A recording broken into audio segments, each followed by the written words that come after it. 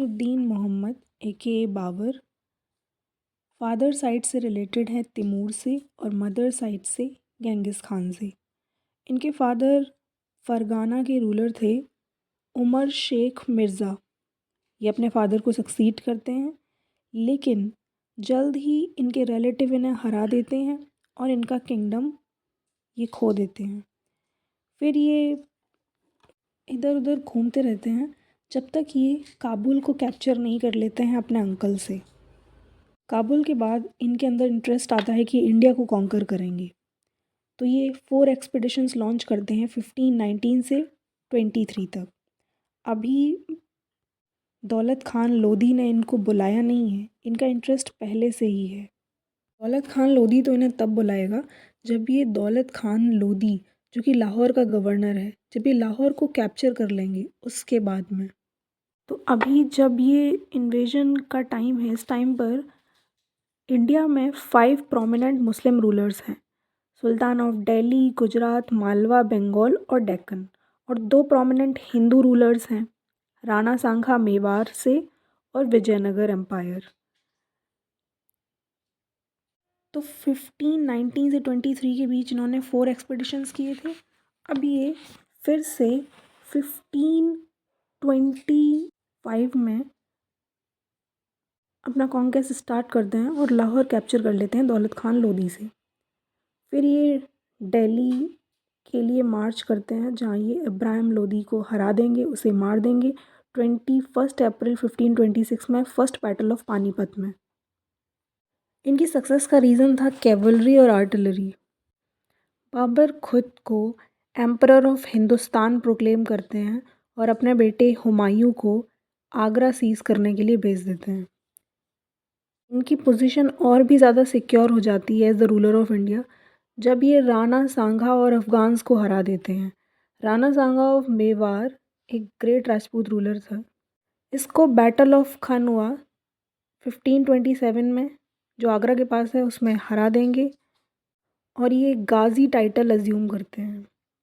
1528 में ये चंदेरी कैप्चर कर लेंगे राजपूत रूलर मेदिनी राय से और फिर नेक्स्ट ईयर 1529 में ये अफ़गान्स को हरा देंगे बैटल ऑफ गोगरा में। गोगरा बिहार में है।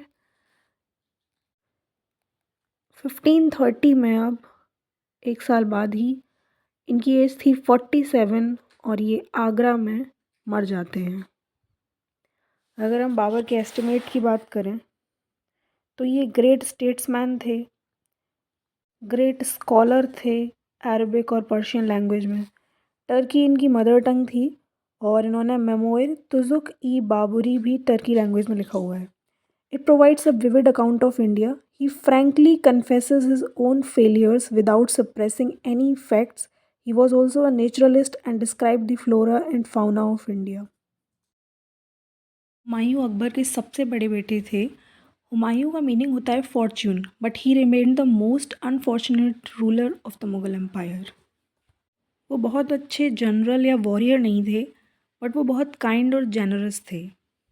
ऐसा सूरी जब इनसे किंगडम ले लेगा तो ये उसे तब तक रिकवर नहीं कर पाएंगे जब तक कि किंगडम वीक नहीं हो जाता है। जब सूरी किंगडम वीक हो जाएगा, सो डायनेस्टी वीक हो जाएगी, उस टाइम पर ये इसको रिकवर कर लेंगी। इसलिए इनको बहुत ज़्यादा स्ट्रॉन्ग रूलर नहीं मानते हैं।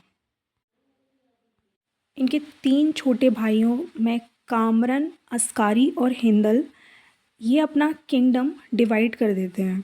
काबुल और कांदाहर कामरन को देते हैं, संबल और अलवर अस्कारी और हिंदल को दे देते हैं।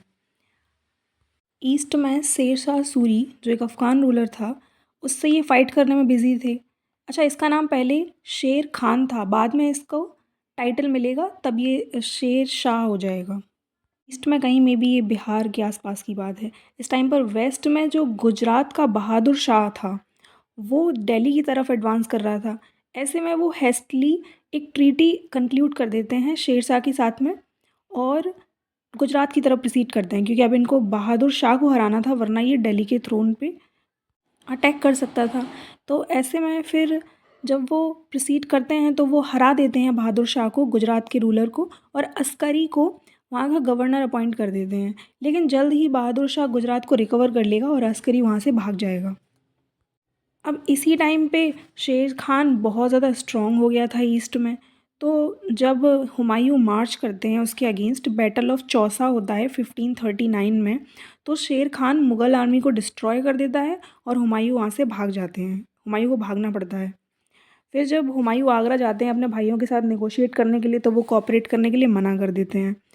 ऐसे में फिर हुमायूं को अकेले ही लड़ना पड़ता है शेर खान से, और फिर से एक बैटल होता है, बैटल ऑफ बिलग्राम 1540 में। वो 39 में हुआ था बैटल ऑफ चौसा। फिर इसको बैटल को ना बैटल ऑफ कन्नौज भी कहते हैं हमें, क्योंकि ये कन्नौज में हुआ था, बिलग्राम। तो हुमायूं को शेर खान हरा देता है और वो वहाँ से भाग चले जाते हैं, और एग्ज़ाइल उनका अगले 15 साल तक रहता है। 15 साल तक ये बाहर ही रहेंगे।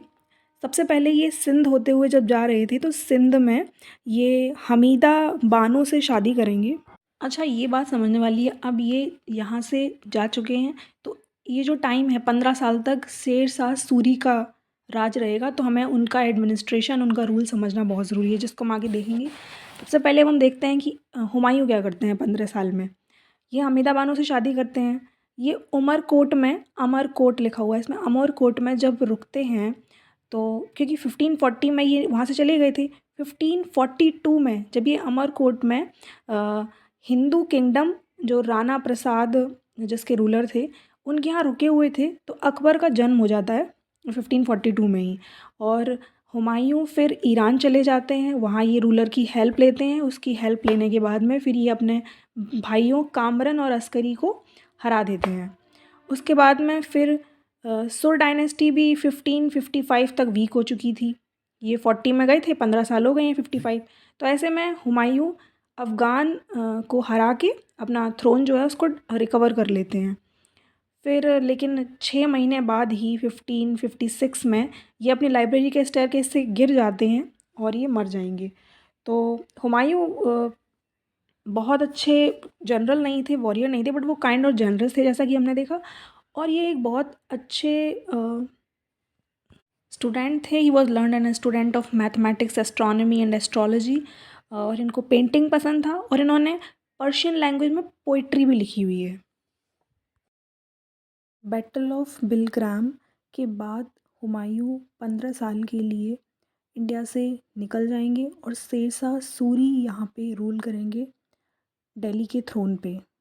शेर Shah waged extensive wars with the Rajput, और ये अपना जो किंगडम है उसे एक्सपैंड करेंगे। इनके कॉन्क्वेस्ट में पंजाब, मालवा, सिंध, मुल्तान और बुंदेलखंड है। इन्होंने होल ऑफ नॉर्थ इंडिया को अपने एम्पायर में इंक्लूड कर लिया था, एक्सेप्ट असम, नेपाल, कश्मीर और गुजरात, क्योंकि गुजरात में हम देख रहे हैं बहादुर शाह ने अपना किंगडम रिकवर कर लिया था अस्कारी से। अब इनके एडमिनिस्ट्रेशन को देखते हैं। इनका रूल सिर्फ 5 ईयर्स का था, 1540 से 1545 तक।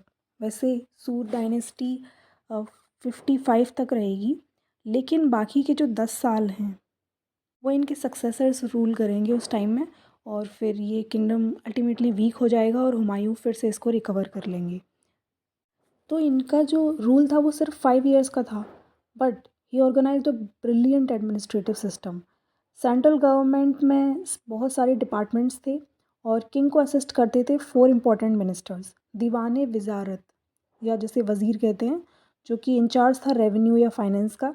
दीवाने अरिज, आर्मी का इंचार्ज। दीवाने रसालत, फॉरेन मिनिस्टर। और दीवाने इंशा, कम्युनिकेशन के लिए मिनिस्टर। शेर शाह का जो एम्पायर था वो 47 सरकार्स में डिवाइडेड था।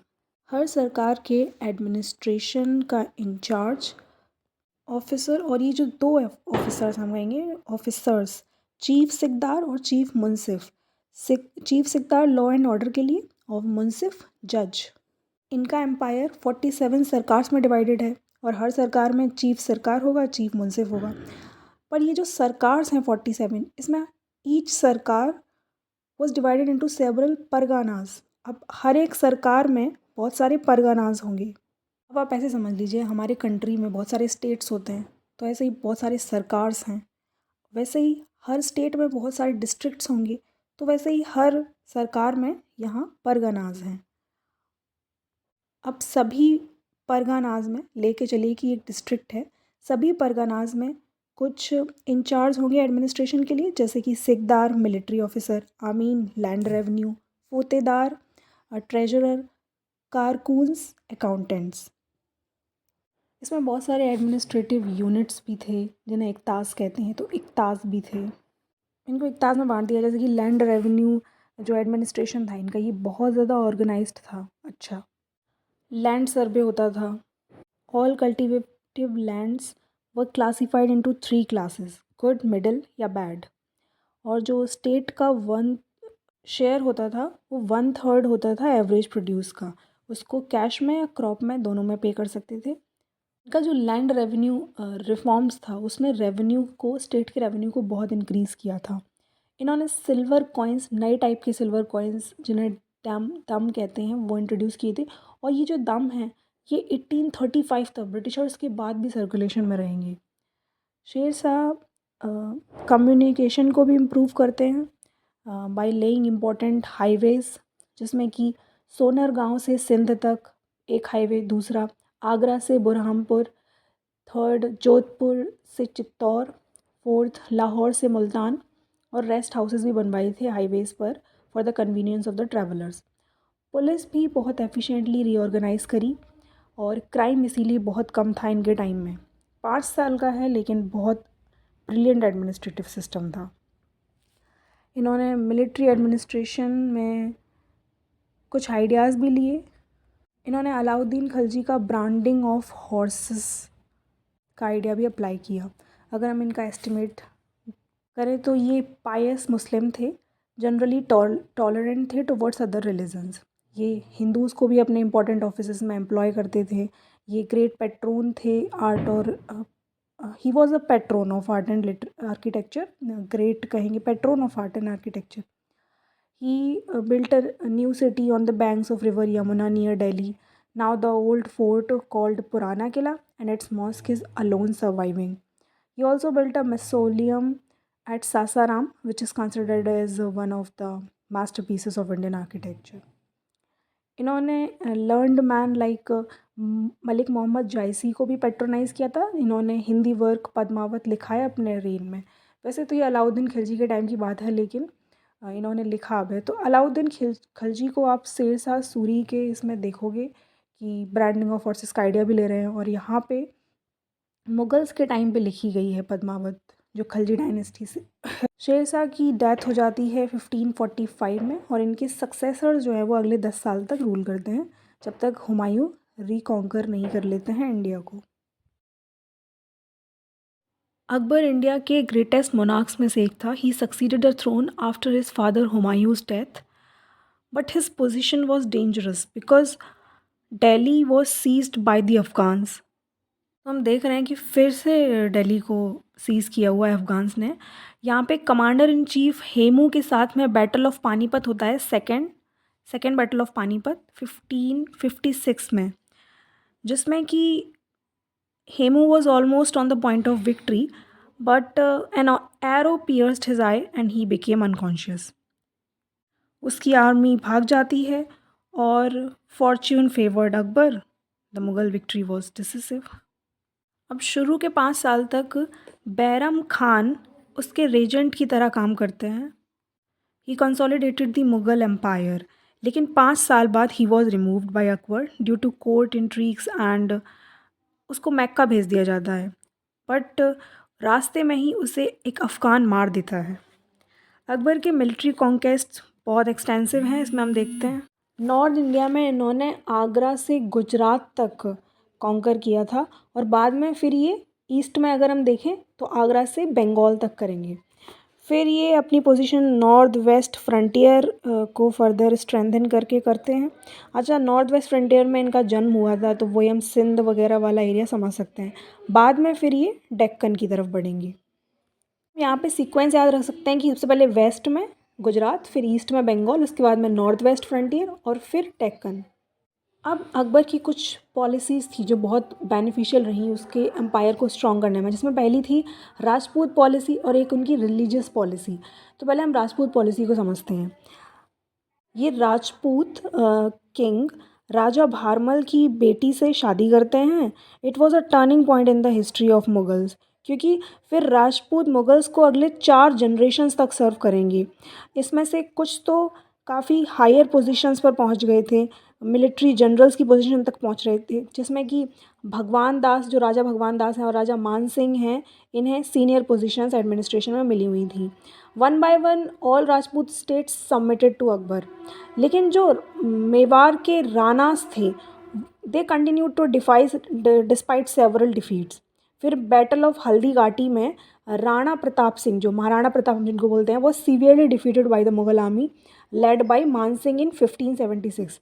तो मान सिंह और राणा प्रताप सिंह के बीच हल्दी घाटी हुआ था। सो following the defeat of Mewar, most of the leading Rajput rulers had accepted Akbar's suzerainty. फिर अकबर की जो राजपूत पॉलिसी थी was combined with a broad religious tolerance. इसमें उन्होंने पिलग्रिम टैक्स को हटा दिया था, बाद में जिजिया को भी हटा देंगे। राजपूत पॉलिसी इनकी बहुत बेनिफिशियल प्रूव होती है मुगल्स के लिए और साथ में राजपूत्स के लिए भी, क्योंकि ये जो अलायंस था ये मुगल्स को ब्रेवेस्ट वॉरियर्स की सर्विस प्रोवाइड करता है। On the other hand it insured peace in Rajasthan and a number of Rajputs who had joined the Mughal service rose to important positions. Next है इनकी religious policy. Akbar rose to fame in the pages of history due to his religious policy. Various factors were responsible to his religious ideas. सबसे पहले तो वो सूफी cents के contacts में रहते थे। फिर सेकंड है कि अब्दुल लतीफ़ जो थे इनके टीचर, इनके ट्यूटर, उनकी टीचिंग्स का इन पर बहुत इफ़ेक्ट पड़ा था। फिर बाद में इनकी शादी राजपूत वुमेन से हो जाती है, ये भी एक रीज़न है। उसके अलावा इनके जो एसोसिएशंस थे with intellectual giants like Shaikh Mubarak and his 2 illustrious sons Abul Faizi and Abul Fazl, और उनका जो एम्बिशन था हिंदुस्तान में एक एम्पायर इस्टेब्लिश करने का, ऐसे में उन्हें रेडिकल होना बहुत ज़रूरी था। तो वो डोगमास में बिलीव नहीं करते थे। बिगनिंग में वो अपनी लाइफ के बिगनिंग में तो वो एक पायस मुस्लिम थे, बट जोधबाई जो अम्बेर की थी उनसे शादी करने के बाद में ये क्या करेंगे, पिलग्रिम टैक्स को और जिजिया को हटा देंगे और ये अपनी हिंदू वाइफ्स को अलाउ करते हैं कि वो अपने ओन गॉड्स की वर्शिप कर सकती थी। बाद में वो एक स्केप्टिकल मुस्लिम बन जाते हैं। 1575 में ये इबादत खाना और हाउस ऑफ वर्शिप के कंस्ट्रक्शन का ऑर्डर देते हैं अपनी नई कैपिटल फतेहपुर सीकरी में। Akbar learned scholars from different religions like Hinduism, Jainism, Christianity and Zoroastrianism इनको इनवाइट करते हैं और इन्हें बिल्कुल भी पसंद नहीं था मुस्लिम उलेमास का इंटरफेरेंस इनके पॉलिटिकल मैटर्स में। ये हमेशा पॉलिटिक्स को रिलीजन से अलग रखते थे, स्टेट को रिलीजन से अलग रखते थे, यही इनकी बहुत बड़ी चीज़ थी। 1579 में ये इनफॉलिबिलिटी डिक्री भी इशू करते हैं by which he asserted his religious powers. 1582 में ही promulgated a new religion called दीन इलाही और डिवाइन फेथ। ये वन गॉड में बिलीव करते थे। इसमें सभी रिलीजन्स के गुड पॉइंट्स थे। इनका जो इसका जो बेसिस था वो रैशनल था। It upholds no dogma. It was aimed at bridging the gulf that separated different religions. But उनका जो न्यू फेथ था वो एक फेलियर प्रूव होता है। It fizzled out after his death. और इनके टाइम पर भी उसके सिर्फ 15 फॉलोअर्स थे, इंक्लूडिंग बीरबल। अकबर ने किसी को भी कंपेल नहीं किया था टू हिज न्यू फेथ। जो आना चाहे अपने आप वो आ सकता था, बट किसी को फोर्स नहीं करते थे।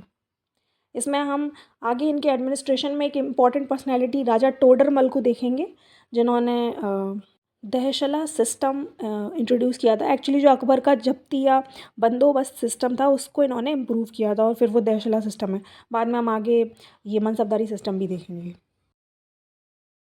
305 में अकबर की डेथ के बाद उनके बेटे प्रिंस सलीम उन्हें सक्सीड करते हैं with the title Jahangir, meaning conqueror of world. Jahangir का रूल बहुत सारी रिबेलियंस को विटनेस करता है। उनके बेटे खुसरो रिवोल्ट कर देते हैं, but he was defeated and imprisoned.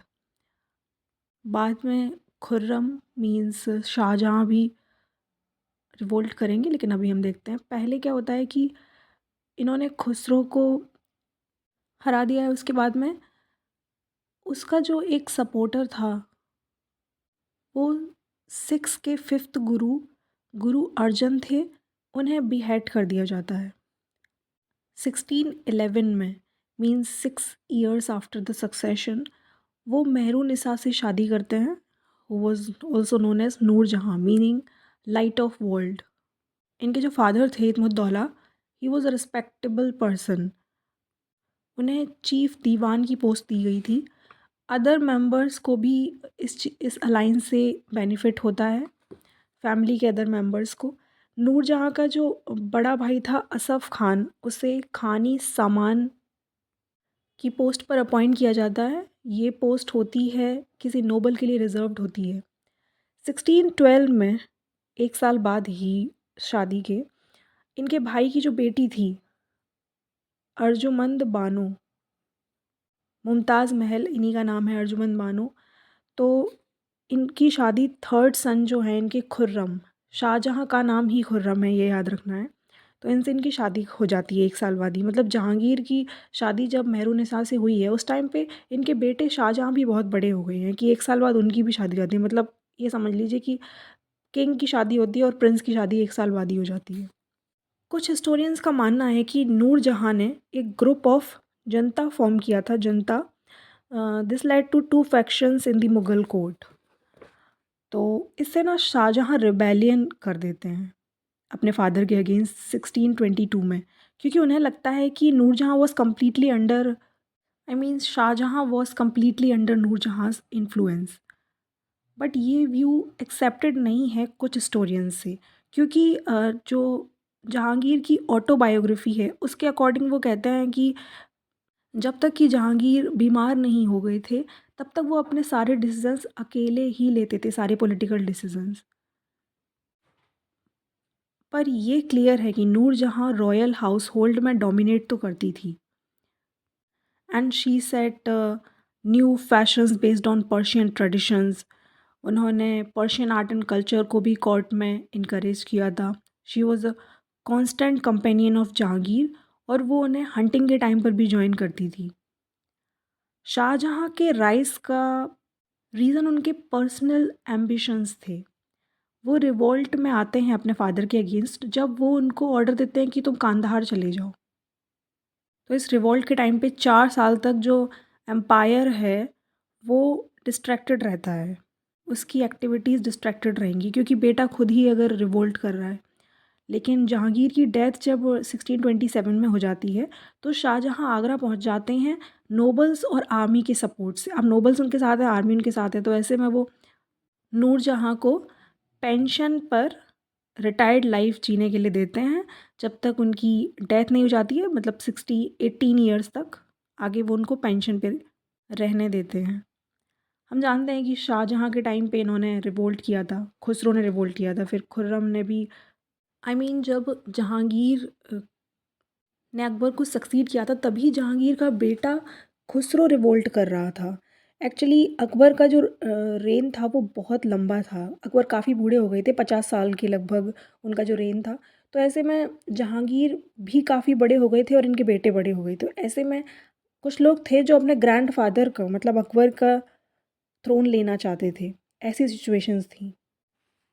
But बाद में जब शाहजहाँ राजा बनेंगे तो वो नूरजहाँ को पेंशन पे रहने के लिए देंगे।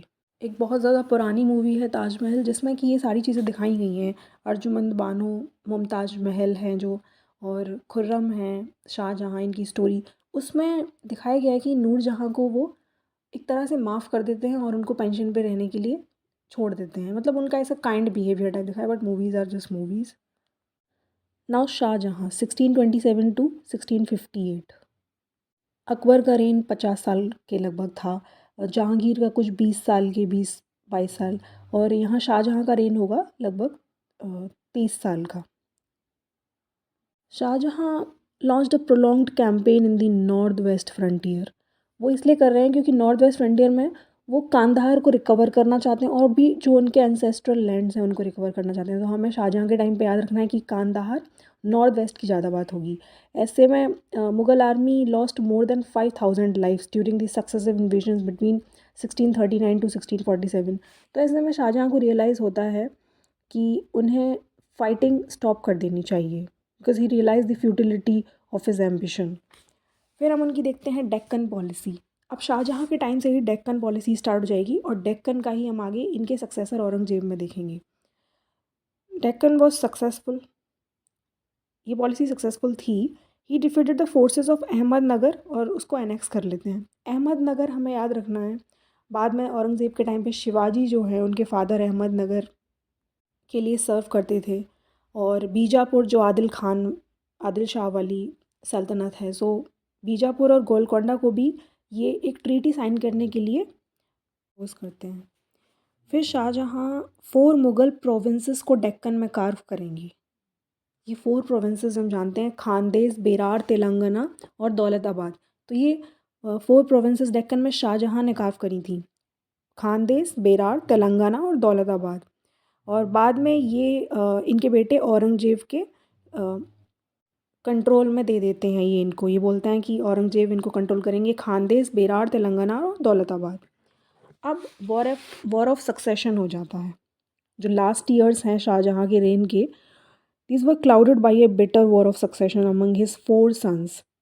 इसमें पहले दारा शिकोह जो कि क्राउन प्रिंस थे, इन्हीं को राजा बनना था क्योंकि वो क्राउन प्रिंस हैं। दूसरा है सूजा जो बंगाल का गवर्नर है, औरंगजेब जो डेक्कन का गवर्नर है।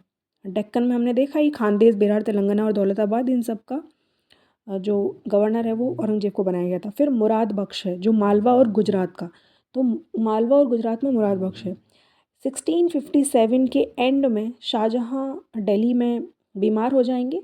कुछ समय के बाद वो रिकवर भी कर लेते हैं, लेकिन इस टाइम पर क्या होता है कि princes started fighting for the Mughal throne. Aurangzeb उसमें विक्टोरियस एमर्ज होता है और वो आगरा फोर्ट में एंटर करता है और दारा को हरा देता है और वो शाहजहाँ को सरेंडर करने के लिए फोर्स करता है। Shah Jahan was confined to the female apartments in the Agra fort and strictly put under vigil। उनको विजिलेंस में रखा रहा, बट उनको इल ट्रीट नहीं किया जाता था।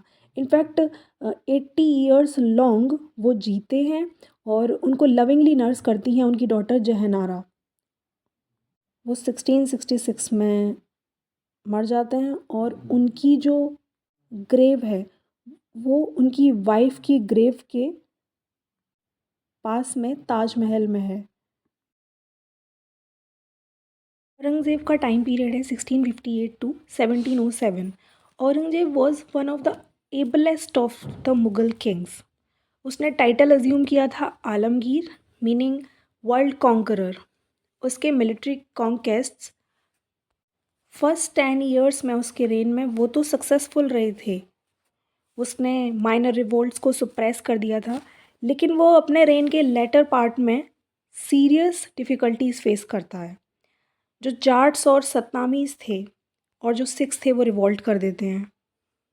अच्छा, इनके जो रिवॉल्ट का रीज़न था वो इसकी रिलीजियस पॉलिसी थी, वो हम अभी आगे देखेंगे। मथुरा से जाट, मेवाड़ से सतनामीज़ और सिख्स रिवोल्ट करते हैं। इन रिवोल्ट्स को ये हार्श रिलीजियस पॉलिसी से इंड्यूस करता है। इससे पहले हम इसकी डेक्कन पॉलिसी देखते हैं। डेक्कन पॉलिसी जो मुगल्स की थी वो अकबर के टाइम पर ही शुरू हो गई थी, जब उसने खानदेश और बेरार को कैप्चर कर लिया था। अकबर डेक्कन में भी पहुंच चुका है, हमने देखा है। जहांगीर भी जो अहमदनगर के मलिक अम्बेर से फ़ाइट करता है और शाहजहाँ के टाइम पे औरंगजेब जो कि डेक्कन का गवर्नर था वो बहुत एग्रेसिव डेक्कन पॉलिसी फॉलो करता है। जब औरंगजेब एम्परर बनता है तो फर्स्ट 25 ईयर्स तक तो वो नॉर्थ वेस्ट फ्रंटियर पर ही कंसंट्रेट करता है। इसी टाइम में जो शिवाजी था उन्होंने अपना इंडिपेंडेंट मराठा किंगडम नॉर्थ की और साउथ कोंकण की टेरिटरीज़ में इस्टेब्लिश कर लिया था। तो इस स्प्रेड को कंटेन करने के लिए औरंगज़ेब बीजापुर और गोलकोंडा इन्वेड करते हैं। वो सिकंदर शाह को, बीजापुर के सिकंदर शाह को हराते हैं और उस किंगडम को एनेक्स कर लेंगे। फिर वो प्रोसीड करते हैं गोलकोंडा की तरफ। गोलकोंडा में वो कुतुब शाही डायनेस्टी को एलिमिनेट कर देता है। It was also annexed by him. In fact, the destruction of the Deccan kingdoms was a political blunder on the part of Aurangzeb, क्योंकि अब जो बैरियर था मुगल्स और मराठास के बीच वो हट चुका था और अब डायरेक्ट कॉन्फ्रंटेशन हो रहा है दोनों के बीच। तो ऐसे में ये जो कैंपेन्स थे वो मुगल्स ट्रेजरी को एग्जॉस्ट कर लेते हैं। इनफैक्ट जो JN सरकार हैं हिस्टोरियन, उनके अकॉर्डिंग तो the Deccan ulcer ruined Aurangzeb, लेकिन हम लोग आगे देखेंगे कि इनके और भी कई रीजंस थे। अब इनकी रिलीजियस पॉलिसी को देखते हैं। Aurangzeb was a staunch and orthodox Muslim in his personal life, और ये सुन्नी भी थे, सुन्नी ऑर्थोडॉक्स मुस्लिम थे। His ideal was to transform India into an Islamic state. इन्होंने एक सेपरेट डिपार्टमेंट भी बनवाया था टू इन्फोर्स मोरल कोड्स, और इसके लिए ये मुहतसिब जो हाई पावर्ड ऑफिसर था उसके अंडर में होता था। इन्होंने ड्रिंकिंग को प्रोहिबिट किया था, cultivation and use of bhang and other drugs व बैंड, और मुग़ल कोर्ट में ये म्यूज़िक को भी फॉरबेट करता है। ये डिसकंटिन्यू कर देता है झरोखा दर्शन की प्रैक्टिस को, और ये दशहरा और रॉयल एस्ट्रोनॉमर्स और एस्ट्रोलॉजर्स इन सबको भी एस्ट्रोलॉजर और एस्ट्रोनॉमर को डिसमिस कर देता है सर्विस से, और दशहरा का जो सेलिब्रेशन है उसको भी डिसकंटिन्यू कर देता है। अपने शुरुआती टाइम में तो ये नए हिंदू टेम्पल्स का कंस्ट्रक्शन बैन कर देता है, या जो भी पुराने टेम्पल्स हैं उनको रिपेयर कराना बंद कर देगा। लेकिन फिर क्या करेगा, ये हिंदू टेम्पल्स को डिस्ट्रॉय करना भी शुरू कर देगा, और जो सेलिब्रेटेड टेम्पल्स थे मथुरा में और बनारस में उनको ये रूइंस में रिड्यूस कर देगा। 1676 में ये जिजिया और पिलग्रिम टैक्स भी रीइम्पोज कर देगा। He was not tolerant of other Muslim sects, अब जैसे सिया फेथ है तो इसीलिए ये मुहर्रम सेलिब्रेशन को भी स्टॉप कर देगा। इसके इन्वेजन्स जो थे डेक्कन सल्तनत में वो partly due to his hatred of the Shia faith. He was against the Sikhs, इसीलिए वो 9th सिख गुरु तेज बहादुर को भी एग्जीक्यूट करवा देता है। This had resulted in the transformation of six into a pairing community, warring community. His religious policy was responsible for turning the Rajputs, Marathas, and Sikhs into the enemies of Mughal Empire. It had resulted in the rebellions of the Jats of Mathura and Satnamis of Mewar. Therefore, Aurangzeb was held responsible for the decline of the Mughal Empire. इसकी personality और character की बात करें तो अपने private life में ये बहुत इंडस्ट्रियस और डिसिप्लिन्ड था। He was very simple in food and dress. वो जो भी मनी अर्न करता था वो अपने पर्सनल एक्सपेंसेस के लिए उसको वो कुरान को कॉपी करके और फिर उसकी कॉपीज़ को बेच कर ही अर्न करता था। He did not consume wine, और वो लर्नड और प्रोफिशिएंट भी था अरबिक और पर्शियन लैंग्वेजेस में। वो बुक्स का लवर था और वो डिवोटेड था to his religion and conducted prayers 5 times a day. He strictly observed the Ramzan fasting. अपने पॉलिटिकल फील्ड में इसने कई सीरियस मिस्टेक्स करी थी, क्योंकि उसने जो ट्रू नेचर था मराठा मूवमेंट का उसको मिसअंडरस्टूड किया and antagonist them, and he also failed to solve the Maratha problem and left an open sore. His policy towards Shia Deccan Sultanates also proved to be a wrong policy. इसकी जो religious policy थी was not successful, and Aurangzeb was an orthodox Sunni Muslim, but his move to apply his religious thought rapidly in a non-Muslim society was a failure. His antagonistic policies toward non-Muslims did not help him to rally the Muslims to his side. On the other hand, it had strengthened political enemies of the Mughal Empire. अब causes हम देखते हैं downfall of the Mughals. Mughal empire decline rapidly after the death of Aurangzeb. Mughal court factions में जो nobles के factions थे उनका एक सीन बन जाता है। एम्पायर की जो वीकनेस थी वो नादिर शाह के इन्वेजन के साथ में, और वो मुग़ल एम्परर को इम्प्रिजन कर लेता है, इससे एक्सपोज हो जाती है और वो दिल्ली को लूट लेता है 1739 में। अच्छा, इनके डाउनफॉल का रीज़न वेरी करता है। कुछ एक्सटेंट में रिलीजियस और डेक्कन पॉलिसीज़ जो थी they contribute to the decline.